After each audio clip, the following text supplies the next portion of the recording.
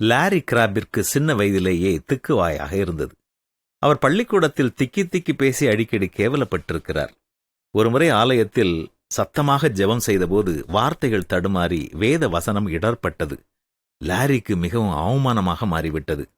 இனி பொது இடங்களிலே பேசவே கூடாது என்று முடிவெடுத்தார். ஆனால் அவர் ஆலயத்தை விட்டு வெளியே செல்லும்போது ஒரு வயதான மனிதர் அவரை தடுத்து, லாரி, தம்பி, நீ கடவுளுக்காக என்ன செய்தாலும் நான் உன் பின்னால் இருப்பேன் என்று மிக உறுதியாக கூறினார்.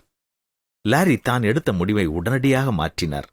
அடிக்கடி மேடையில் பேச ஆரம்பித்தார். திக்கும் பிரச்சனை கொஞ்சம் கொஞ்சமாக விலகி சில மாதங்களிலேயே திக்காமல் மிகத் தெளிவாக பேச ஆரம்பித்தார். மற்றவர்களிடம் நாம் சொல்லும் ஊக்கமான வார்த்தைகள் உயிர் கொடுக்கும் வார்த்தைகள்.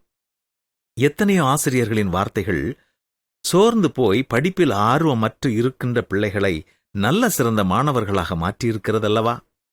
விசுவாசத்தோடு நாம் சொல்லும் ஊக்கமான வார்த்தைகள் அவர்களை இன்னும் நல்லவர்களாக மாற்றி அவர்களின் வாழ்க்கையே மாற்றும் சக்தி வாய்ந்தது. பணமா பொருளா? ஒரு சின்ன வார்த்தை தானே, அதை கூட நாம் அன்பாக சொல்லக்கூடாதா? உங்கள் பிள்ளைகள் ஏதாவது ஒரு காரியத்தில் பின்தங்கியிருக்கிறார்களா? எப்பொழுதும் அதை குறித்து குறை கூறிக்கொண்டே இல்லாமல் அவர்களை பாராட்ட வேண்டும் என்பதை நீங்கள் புரிந்து கொள்ளுங்கள். உங்களுடன் வேலை செய்யும் யாரையாவது மற்றவர்கள் குறை சொல்லிக் கொண்டே இருக்கிறார்களா? அவர்களோடு பேச சற்று நேரம் எடுத்துக் கொள்ளுங்கள்.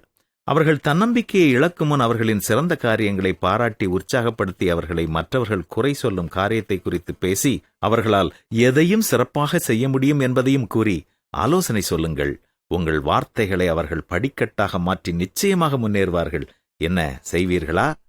இன்று நீங்கள் யாரை உற்சாகப்படுத்தப் போகிறீர்கள்?